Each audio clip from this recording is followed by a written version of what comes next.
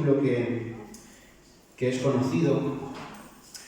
Estoy leyendo una Biblia que me regalaron, bueno, por mi cumpleaños, pero empecé a leerla hace poco. La verdad que es una Biblia cronológica que es súper interesante, porque te va como ordenando las cosas por los momentos históricos y de la forma en que pasaron, ¿no? O sea, por el orden en que pasaron. Y estoy empezando por el principio, como hay que empezar los libros. Y en la historia del pueblo de Israel, la verdad es que es espectacular, ¿no? A partir del Éxodo, ¿no? Como Dios hace muchas cosas importantes y muchas maravillas, ¿no? Y estoy con la historia de Moisés, ya acabándola porque, bueno, está ordenada de diferentes maneras, pero ahora ha comprimido todas las leyes como en una especie de constitución de Israel, digamos. Pero la historia de Moisés es también súper interesante.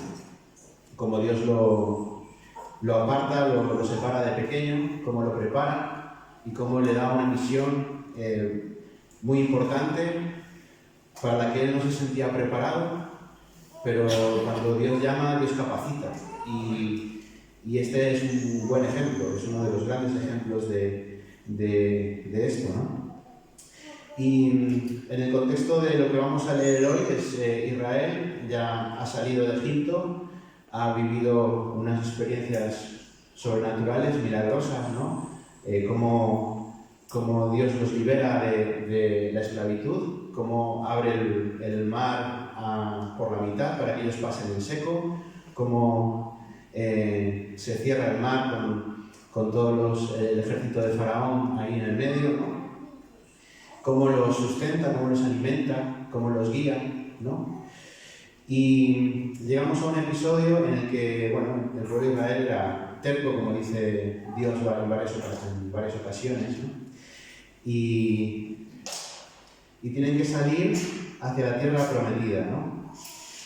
Y dice Éxodo 33, en el versículo 1, le dice el Señor a Moisés: váyanse tú y el pueblo que sacaste de la tierra de Egipto, suban a la tierra que juré dar a Abraham, Isaac y a Jacob. A ellos les dije: daré esta tierra a sus descendientes. Y bueno, y está Dios pensando qué hacer con el pueblo, porque el pueblo había caído en idolatría y entonces en ese momento en el que se están yendo hacia la tierra prometida, os voy a leer un versículo que me parece importante, que es el 11, que dice 33:11. Dentro de la carpa de reunión, Moisés había alzado una carpa para reunirse ahí con Dios. El Señor hablaba con Moisés cara a cara, como cuando alguien habla con un amigo. Y Moisés había aprendido muchas cosas, Dios lo había capacitado mucho, pero una de las características para mí más importantes que tenía Moisés era que pasaba unos tiempos de intimidad con Dios. Y es importante saber que en esta época de la historia, pues el hablar con Dios cara a cara no era algo rutinario, digamos, algo que puede pasar a cualquiera. Nosotros tenemos un gran privilegio hoy, que es poder hablar con Dios cara a cara, cuando queramos, donde queramos.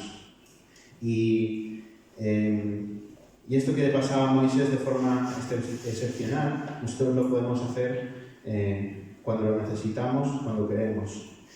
Y es importante pasar tiempos de intimidad con el Señor. Y el versículo, bueno, estos versículos que voy a leer ahora, en los que me he basado, es a partir del 12. Dice: un día Moisés dijo al Señor: tú me has estado diciendo, lleva a este pueblo a la tierra prometida, pero no me has dicho a quién enviarás conmigo. Estaba ahí Dios pensando qué hacer con el pueblo. Me has dicho: yo te conozco por tu nombre y te miro con agrado.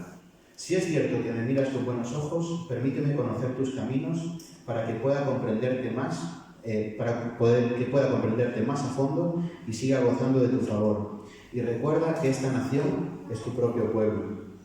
Y el Señor le respondió: yo mismo iré contigo, Moisés, y te daré descanso. Todo te saldrá bien. Entonces Moisés dijo: si tú mismo no vienes con nosotros, no nos hagas salir de este lugar. ¿Cómo se sabrá que me miras con agrado, o a mí y a tu pueblo, si no vienes con nosotros? Pues tu presencia con nosotros es la que nos separa de todos los demás pueblos de la tierra. Y vemos que Moisés tenía una misión, que era llevar al pueblo a la tierra prometida. Esa misión se la había dado Dios, pero él quería confirmar de una manera especial que esa misión era algo que iba a hacer en nombre de Dios. Y dijo: si no vienes con nosotros, si no nos acompañas, no nos saques de aquí. Ellos estaban en el desierto, no estaban en un sitio cómodo. Se habían ido de una tierra en la que muchos del pueblo de Israel echaban de menos, pero que estaban en esclavitud. Ahora estaban en el desierto y preferían estar en el desierto a llegar a la tierra prometida sin la compañía de Dios. Y eso nos habla también de confirmar el propósito de Moisés, ¿no? Yo sí, Señor, si tú me mandas a un sitio, pero tú no vienes conmigo, prefiero quedarme donde estoy, prefiero estar en tu presencia, que cumplir la misión yo solo en mis fuerzas, ¿no? Y me gustan las palabras que Dios le dice, ¿no? Yo iré contigo y te daré descanso, y todo te saldrá bien. Y si seguimos leyendo la historia de Moisés, pues no fue nada fácil, ¿eh? No parece que el hombre le salía todo color de rosas, pero Dios estaba con él. Y todo ayudó en su propósito a que todo saliera bien, ¿no? Y qué importante es mirar, haciendo un puente a nuestra vida, todos esos momentos en los que vemos la mano de Dios con nosotros acompañándonos. Por ejemplo, hoy tenemos un buen ejemplo de eso. Y todo ayuda a bien.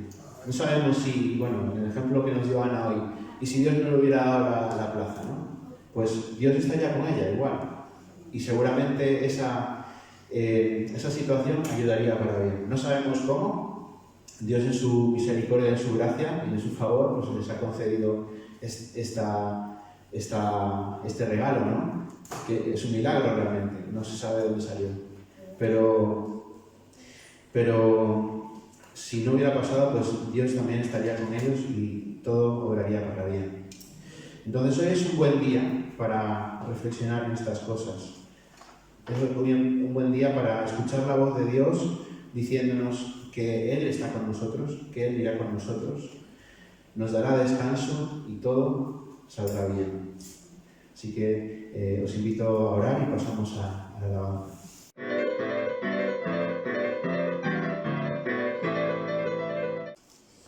Bueno, buenos días a todos, a todas, a los que nos ven a través de las redes sociales o internet, pues damos también la bienvenida y que esperamos que esto sea de edificación para todos. Yo quisiera titular lo que hoy quiero compartir.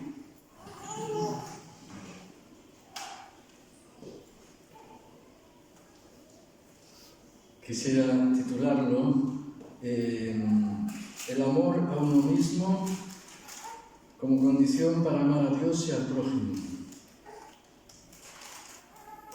El amor a uno mismo como condición para amar a Dios y al prójimo. Vamos a ver, antes de nada, Mateo 22, versículo 35. Dice así: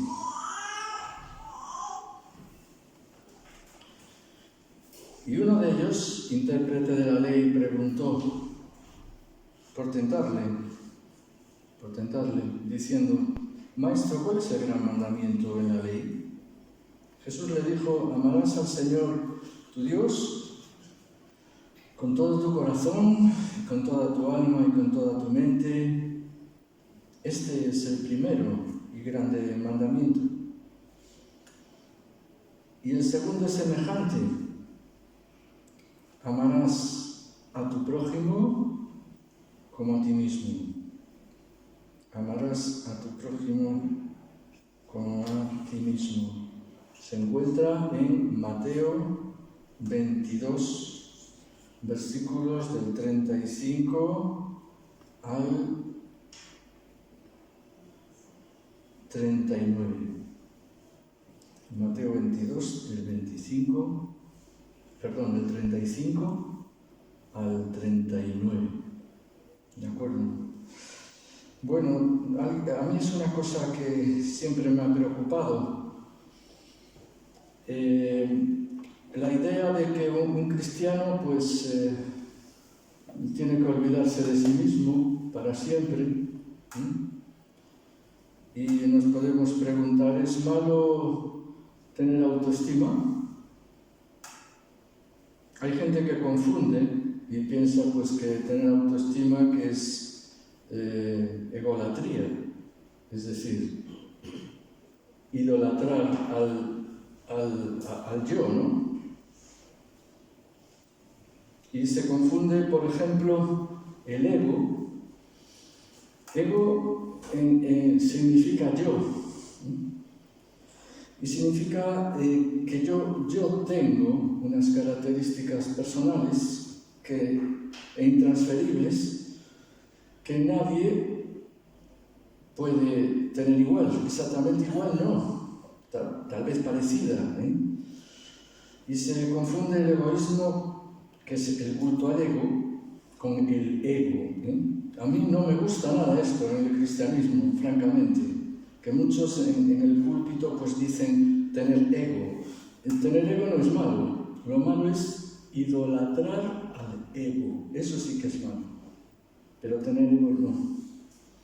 Porque todo el mundo tiene un yo, una personalidad que es la que marca tu identidad.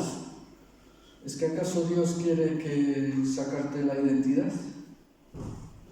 ¿Es que acaso Dios quiere que los rasgos tuyos sean borrados para siempre y te olvides de ellos? Pienso que no, en absoluto, al revés. Insisto, desde los púlpitos cristianos a veces se habla del ego como algo malo, ¿no? Se confunde el ego pues con el egoísmo.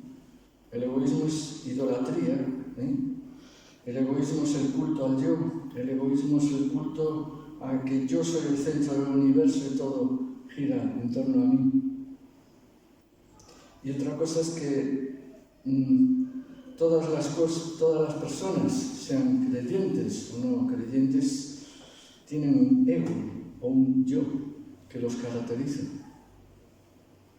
Por ejemplo, el que está a tu lado no tiene las mismas características que tú.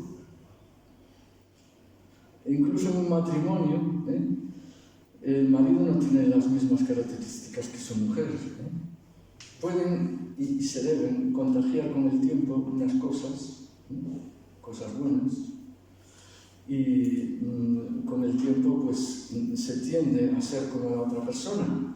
Pero otra cosa es que tú pierdas ya tu personalidad.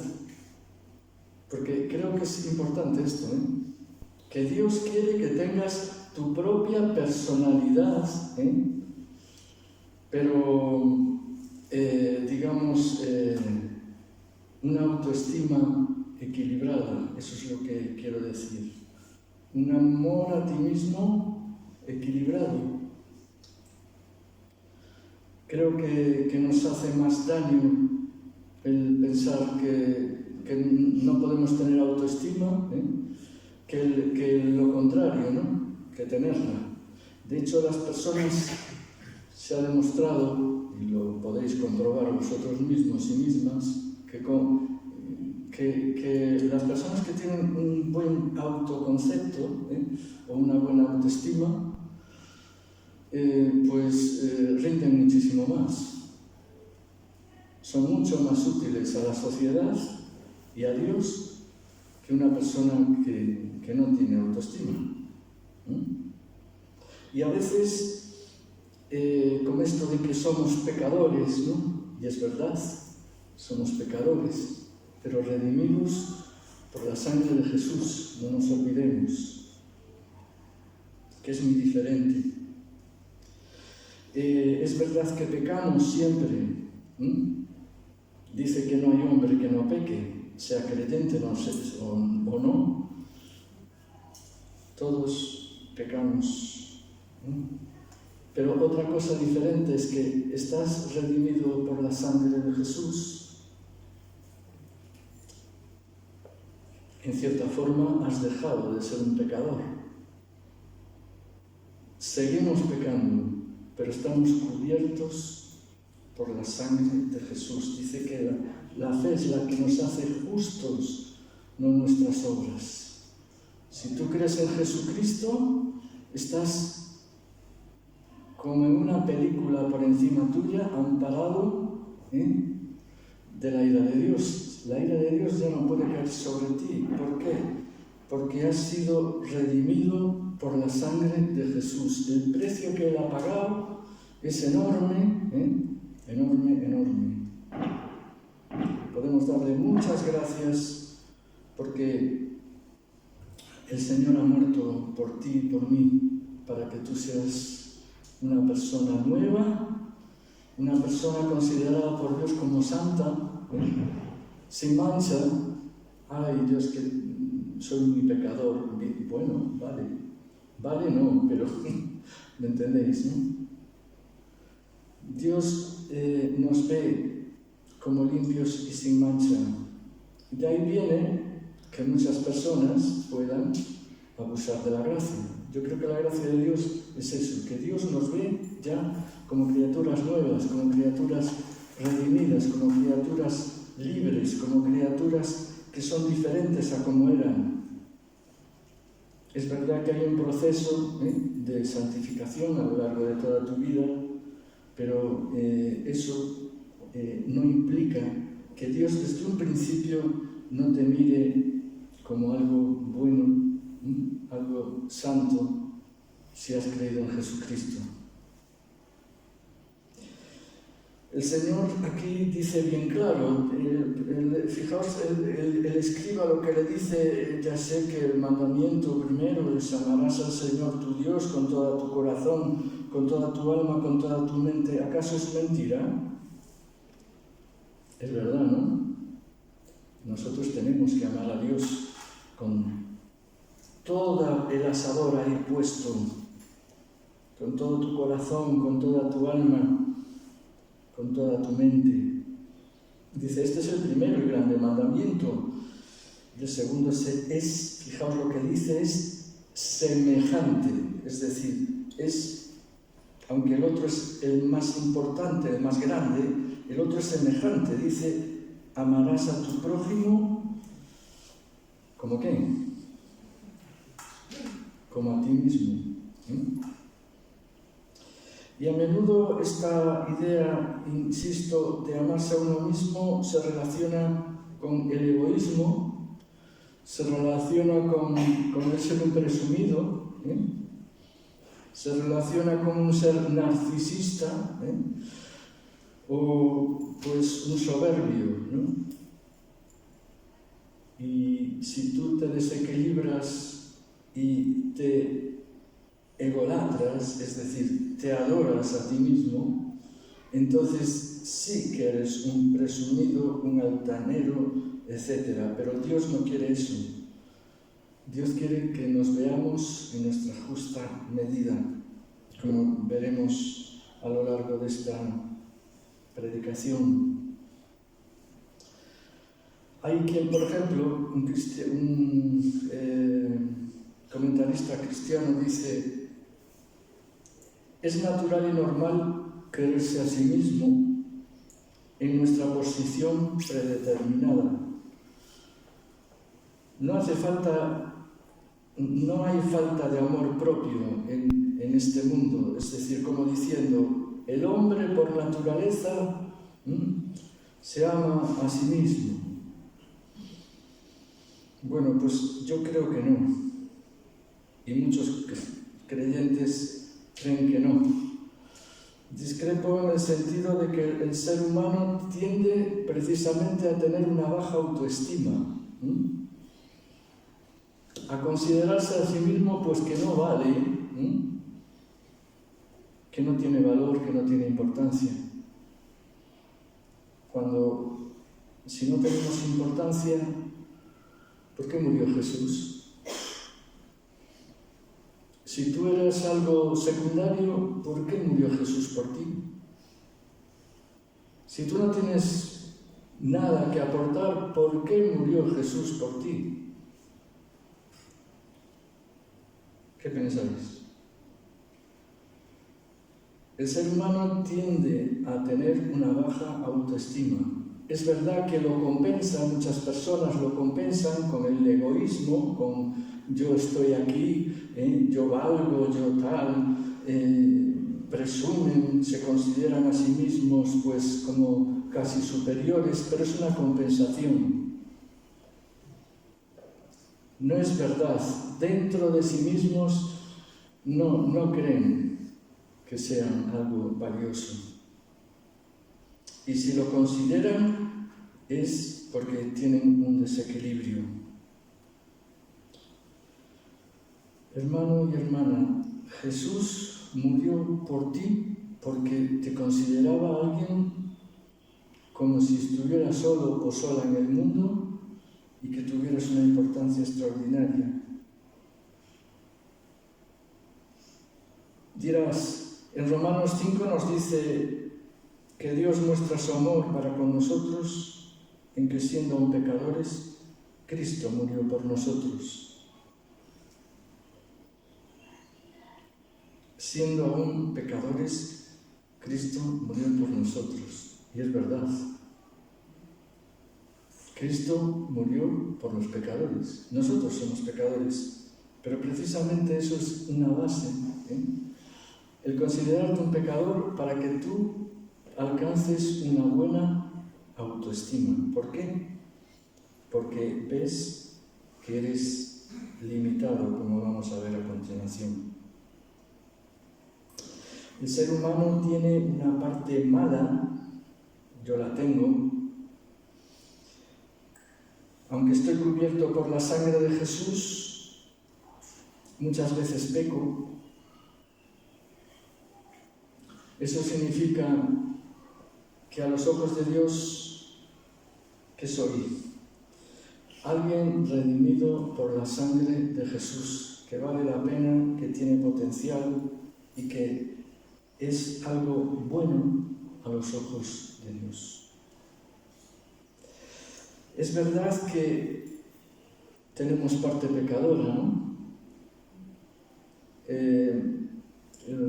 Robert Louis Stevenson en eso tuvo un acierto enorme en la obra Dr. Jekyll, Mr. Hyde, ¿no? Porque vemos como en aquel hombre había una dualidad, ¿no? Una parte buena y cuando llegaba la noche se transformaba y se volvía totalmente malo, Un poco es una expresión del ser humano, ¿no? Somos a veces como el Dr. Jekyll y Mr. Hyde. Tenemos una parte buena, pero también tenemos una parte mala, ¿vale? ¿Y qué pasa? Bueno, pues que la parte pecadora, si Cristo no nos rescata, esa parte pecadora va a ser, digamos, va a tener todo de negro, nuestro ser, ¿no? Y la mancha pues nos dominará y estaremos rumbo a la perdición. Por eso Dios quiere que tú ya no te veas como un pecador, en el sentido estricto, sí que lo somos, seguimos pecando, pero estamos cubiertos por la sangre de Jesús. Amén. Es como si tuviéramos una cúpula alrededor nuestra que nos protege y que Dios nos ve cubiertos por esa cúpula, nos ve como algo bueno, algo diferente. Por lo tanto, insisto, el amor a uno mismo no es un acto de egoísmo, sino que es un requisito para amar a Dios y al prójimo. Yo a veces me veo al espejo y digo, ¿no os pasa a vosotros? Que hay como no me gusto, ¿eh? Bueno, pues eso es una falta de autoestima, ¿no? ¿Por qué? Porque Dios te ha creado como algo bueno. Dios no te ve así. Si tú te ves, pues, raro en el espejo, dite a ti mismo o a ti misma, Jesús me ha rescatado, no me ve de esa manera, ni mucho menos. Jesús me ve como algo bueno. Somos algo bueno para Dios. Y Dios, en este sentido, dice, amarás al prójimo como a ti mismo. Es decir, en la medida en que tú te amas, es que puedes amar a los demás y puedes amar a Dios. Si tú no tienes una autoestima correcta, es muy difícil que ames a Dios, porque lo verás casi como una amenaza, como alguien que te va a castigar por tus pecados. Y si no te amas a ti mismo, es dificilísimo que reconozcas a Dios. Reconocer que tienes pecados precisamente implica que tú reconoces que Dios te es necesario para tener perdón. Y estarás agradecido de que alguien te perdone y te salve. Necesitamos sanar el pensamiento de que no valemos nada. En cierta forma estamos menospreciando el acto de Dios cuando nos dice que con su muerte nos consideraba alguien valioso. Y amar al prójimo, ¿qué me dices de eso? Si uno no se ama a sí mismo correctamente, es difícil amar a las otras personas, las verás con crítica siempre, las verás como que van a tener una mala intención contigo, en el fondo, que es verdad a veces, ¿no? Que hay personas pues, que tienen mala intención, hay otras personas pues, que tienen un montón de defectos, pero cuantos más defectos veas en los demás, es porque tu autoestima está muy baja. Por lo tanto, nos tenemos que cuidar. Igual que cuidamos nuestro cuerpo, tenemos que cuidar la forma en que nos amamos a nosotros mismos. Dirás tú, ¡ay, qué egolatría! No es eso. Es algo que va a dar gloria a Dios si tú te ves correctamente. Amén. Amarás a tu prójimo ¿como qué? Como a ti mismo. Si tú no te amas a ti mismo, pues difícilmente vas a amar a los demás. ¿Y qué decir de nuestro cuerpo? Pues nuestro cuerpo igual, tenemos que cuidarlo. Eso es una forma de autoestimarnos. Tenemos que cuidar nuestro cuerpo porque, entre otras cosas, es templo del Espíritu Santo. Dios nos recuerda en 1 Corintios 6, vuestro cuerpo es templo del Espíritu Santo, que está en vosotros, el cual tenéis de Dios, por tanto, glorificad a Dios en vuestro cuerpo. Glorificad a Dios en vuestro cuerpo. ¿Qué significa esto? Pues que tenemos que cuidarnos. El cuidado de nuestro cuerpo, tanto físico como mental, es un acto de amor a ti mismo y un acto de amor a Dios. Y precisamente uno a sí mismo tiene que amarse, no, insisto, no como idolatría, no como una forma de idolatrarse a sí mismo. Hay personas que idolatran su yo, idolatran su ego. Pero fijaos que en Génesis 1:27 dice que Dios creó al hombre a su imagen y semejanza, a imagen de Dios lo creó. Tenemos la imagen de Dios dentro. Incluso el ser más vil y deshumanizado de esta tierra, en el fondo tiene ahí restos de la imagen de Dios. Imagínate a alguien que no te cae bien. Hay una parte de la persona, de esa persona, que lleva la imagen de Dios. Los veremos de otra manera si pensamos en ello. Fijaos, ya veréis cómo cambia la cosa, si vemos a esa persona que no nos cae bien, como que tiene ahí la imagen de Dios. Lo vamos a ver de otra manera. Y Dios ha impreso en nosotros su imagen. ¿Y qué decir? Que entonces, si tú te amas a ti mismo, ¿qué pasa? Bueno, pues que te puedes volver un arrogante, es un peligro, por un lado. Y nos dice la Biblia en Proverbios 16-18, antes de la ruina es la soberbia, es decir, el enaltecimiento del yo, y antes de la caída, el corazón antiguo. La Biblia nos dice que es peligroso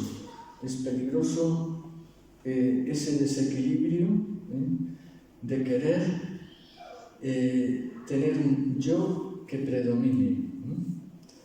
Precisamente, ¿qué pasa cuando nosotros llamamos la atención? Nos gusta sobresalir.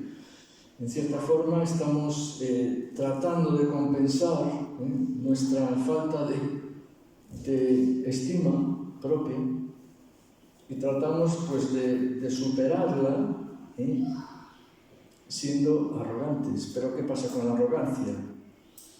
¿Sabéis lo que pasó con el diablo, no? El diablo era un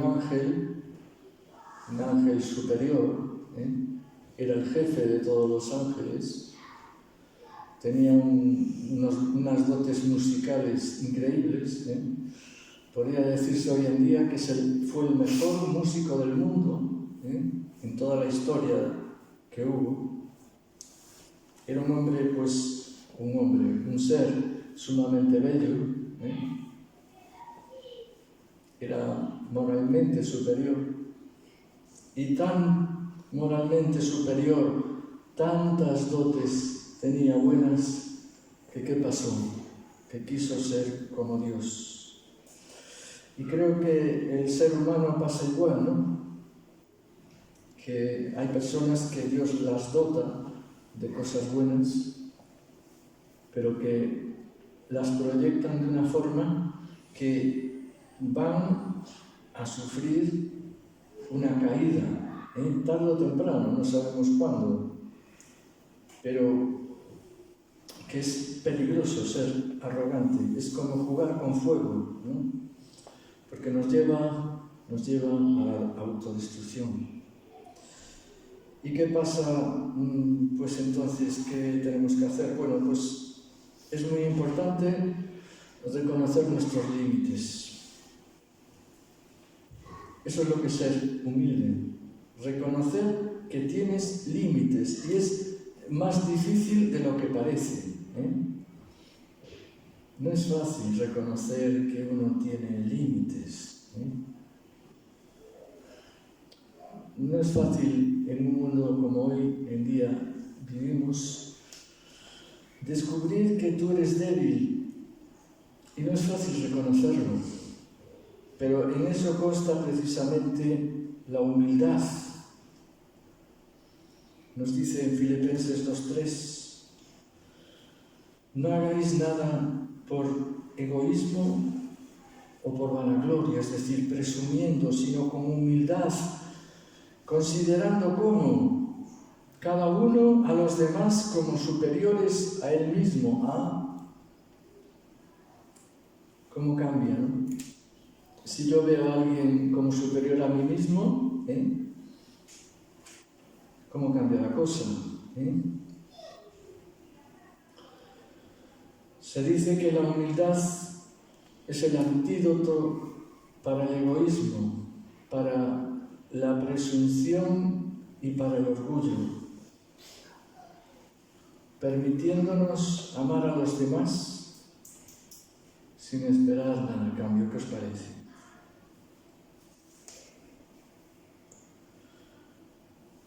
Creo que las personas más humildes al final son las que triunfan. En este mundo parece que no, parece que el que es orgulloso, soberbio, triunfa, pero al final verás que a una persona humilde, es decir, una persona, digamos, natural, una persona que no presume, una persona que considera que tiene límites, una persona que sabe también sus puntos fuertes, eso es humildad. Considerar que tú tienes dones, sin duda alguna tienes dones. ¿Tú lo reconoces? Tenemos que reconocer nuestros dones, pero también tenemos que reconocer nuestros límites. Y eso no es fácil, ni una cosa ni otra. Para muchas personas durante toda su vida les cuesta reconocer que tienen dones. Yo creo que es un ejercicio sumamente provechoso. Descubre tus dones, búscalos, verás que tienes dones. Tú vales para seguramente muchas más cosas de lo que tú te crees. Incluso a veces los demás ven dones en nosotros que nosotros no podemos distinguir o conocer. Pero nosotros sin duda tenemos dones, pero también tenemos límites.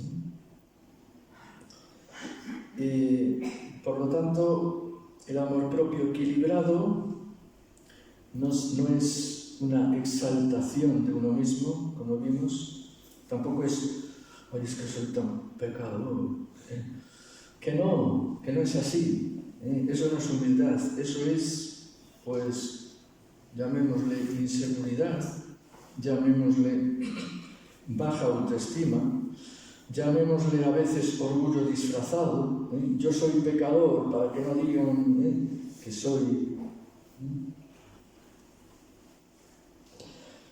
Si somos capaces de ver nuestras fortalezas, nuestras debilidades, que sin duda todos tenemos, y aceptarlas, es digamos, el camino hacia una buena autoestima, porque Dios dice, amarás a tu prójimo como a ti mismo.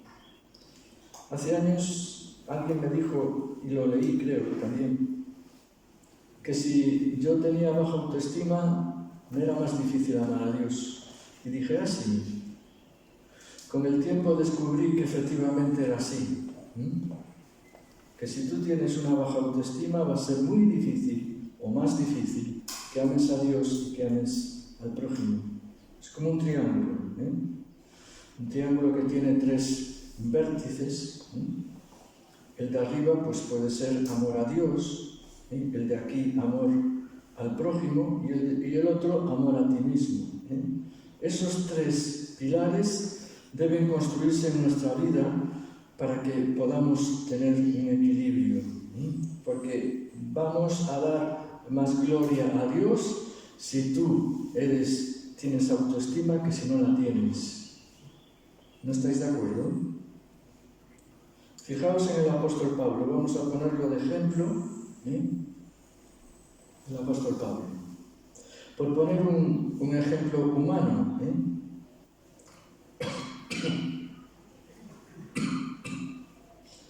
disculpas. por poner un ejemplo humano, porque Jesús con toda la naturalidad decía, yo soy el que soy. El Padre y yo somos lo mismo, una misma esencia. Lo decía con toda naturalidad. ¿Por qué? Porque era humilde. Decía lo que era, sin sobresalir, pero tampoco sin menguar. Dice el apóstol Pablo en 1 Corintios 15, nos dice, porque yo soy el más pequeño de los apóstoles, que no soy digno de ser llamado apóstol, porque perseguí a la iglesia de Dios. ¿No es verdad? Si a ojos humanos no sería el más pequeño de los apóstoles porque persiguió a la iglesia de Dios y no es digno de ser llamado apóstol, dice, pero por la gracia de Dios soy lo que soy. Por la gracia de Dios soy lo que soy. Y su gracia no ha sido en vano para conmigo, antes he trabajado más que todos ellos, es decir, más que todos los apóstoles. ¿No es verdad? ¿Está jactándose aquí Pablo de algo? No, está diciendo la verdad. Él trabajó más que todos aquellos apóstoles, yo diría que juntos. La obra que hizo el apóstol Pablo en Europa fue titánica. Sin el poder de Dios eso no se podría hacer. Todas las naciones del Mediterráneo cubiertas por el Evangelio. Eso, si os fijáis, os paráis detenidamente, es imposible para un ser humano. Es como un bulldozer. ¿Pero por qué? Porque dice, pero por la gracia de Dios soy lo que soy. Tú no eres por la gracia de Dios lo que eres. No te consideres menos, porque no es verdad. Es una mentira que nos estamos creyendo. Por la gracia de Dios soy lo que soy. Los demás apóstoles habían estado con Jesús. Podría decir el apóstol Pablo, oye, que yo trabajé más que todos ellos y por lo tanto, oye, puedo presumir, ¿no? Pero dice que no. Y en otra parte, en 1 Timoteo 1, del 15 y 16, dice, palabra fiel y digna de ser recibida por todos, que Cristo Jesús vino al mundo para salvar a los pecadores, de los cuales yo soy el primero. Ahora veis al apóstol Pablo, ¿consideráis que era un pecador más que todos los demás? Sí. Había sido un asesino, había matado a un montón de creyentes. Un asesino, amigo, no es cualquier cosa, y más si cometes un montón de asesinatos. Palabra fiel y digna de ser recibida por todos, que Cristo Jesús vino al mundo para salvar a los pecadores, de los cuales yo soy el primero. ¿Por qué? Porque muchos a los que había asesinado no eran tan pecadores como él, no habían sido asesinos.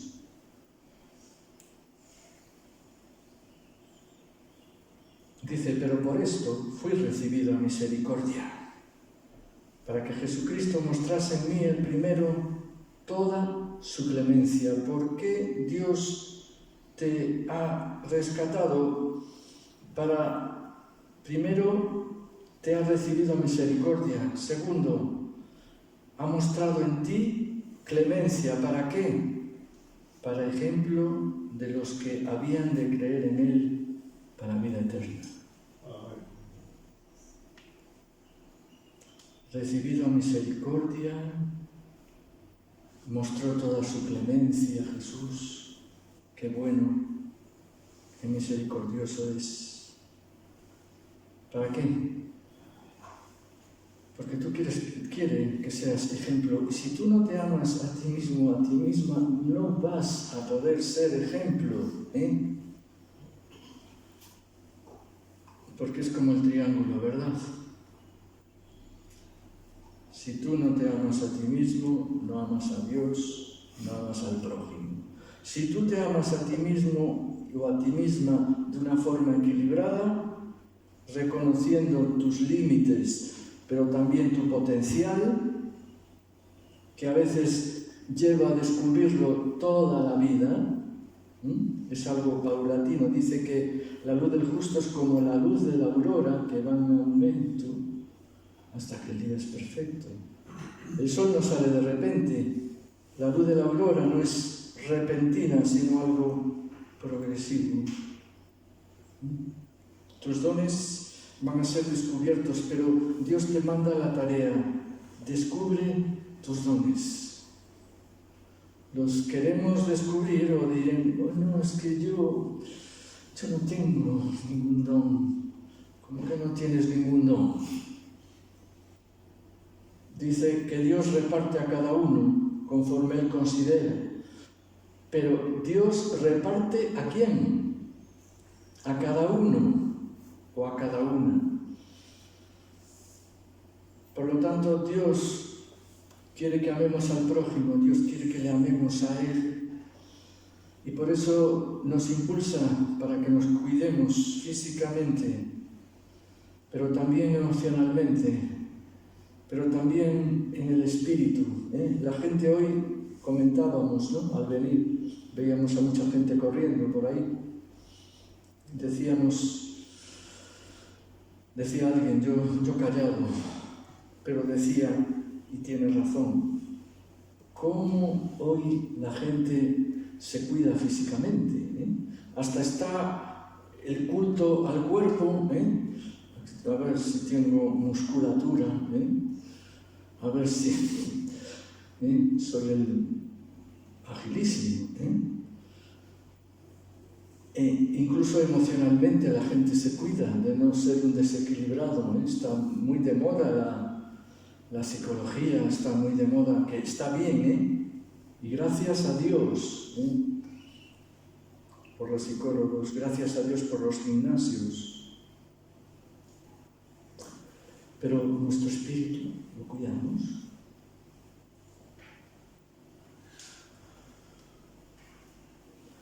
Yo quiero cuidar mi cuerpo.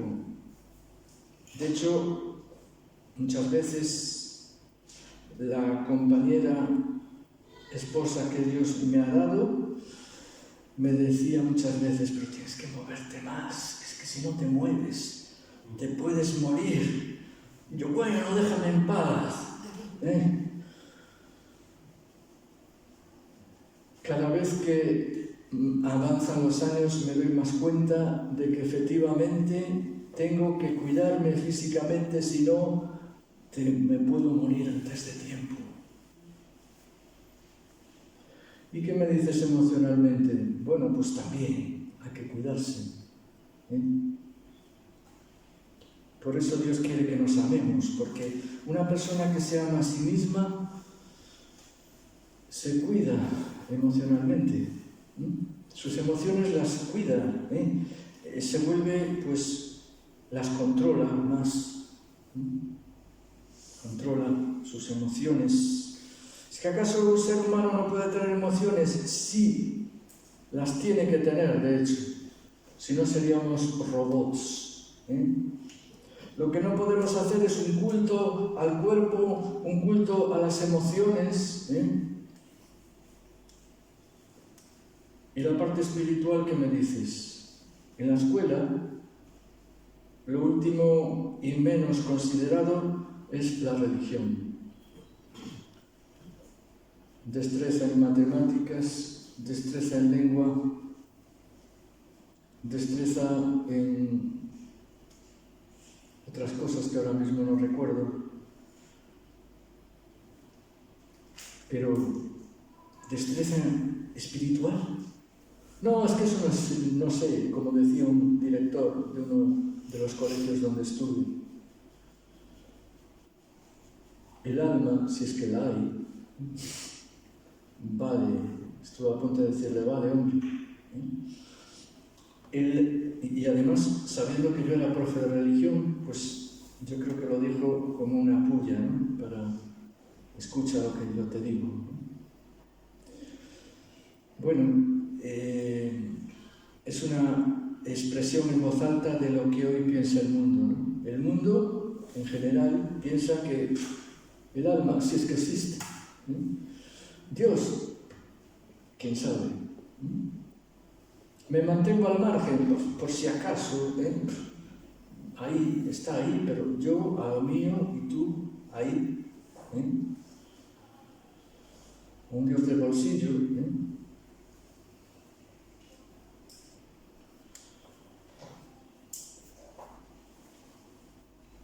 Tenemos que reconocer nuestros límites. ¿Tú los reconoces? Es duro, ¿eh? Cuando uno ve que tiene un límite, te cuesta aceptarlo, ¿eh? Y cuando tienes un don, ¿qué vas? ¿Presumiendo de él? ¿O lo tienes simplemente? Para la gloria de Dios. Me estoy refiriendo a los dones espirituales, don de sanidad, don de fe, don de sabiduría, don de discernimiento de espíritus, don de lenguas. Si tienes alguno, o hay más, ¿no? Si tienes alguno, presumes de ellos. Hay un dicho que dice, uno presume de lo que no tiene. Si tú presumes de algo es porque seguramente no puedes presumir de eso, porque no lo tienes. Qué duro es descubrir que uno tiene límites, pero también qué bueno, porque nos ayuda a ir a Dios y decir, Dios, tengo este límite, tú lo sabes, utilízalo para tu gloria. Si puede ser que lo supere, pero tengo este límite. Nos obliga a ir hacia Dios. Y los dones, ¿qué te dicen? Que tienes que ir a Dios también, porque si Dios no te apoya, si Dios no te unge, como se dice, pues tú no los puedes ejercitar. Están ahí parados. Dios, aviva en mí los dones que tú me has dado. Naturales, tal vez. A lo mejor se te da muy bien la música, o la pintura, la poesía, el arte, las matemáticas, el ser un científico. Hay gente que tiene una mente analítica, y yo aquí algunos los veo, que tiene una mente analítica, que cualquier cosa que le pones delante, la analizan. Dones naturales. Tal vez pues se te da muy bien enseñar, hay don espiritual, maestro de las escrituras, pero también hay don natural, que a veces no van ligados. Generalmente sí, pero hay gente que se le da muy bien enseñar. Hay gente que se le da muy bien pues la carpintería. Hay gente que aquí que tiene dones de ese estilo.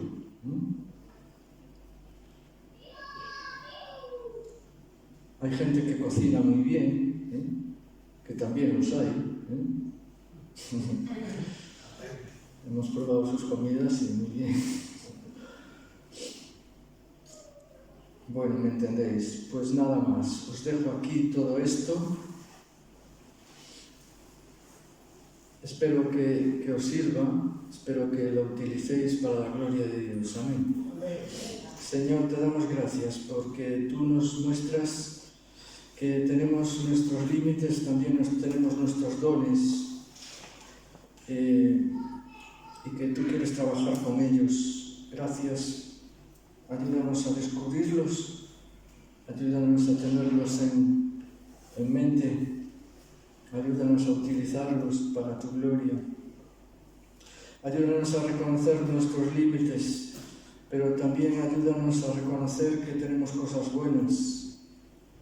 Señor, muéstranos las cosas buenas a los que lo necesitamos, porque hay aquí personas que todos, creo, necesitamos descubrir nuestras cosas buenas. Te pedimos que así sea. En el nombre de Jesús. Amén.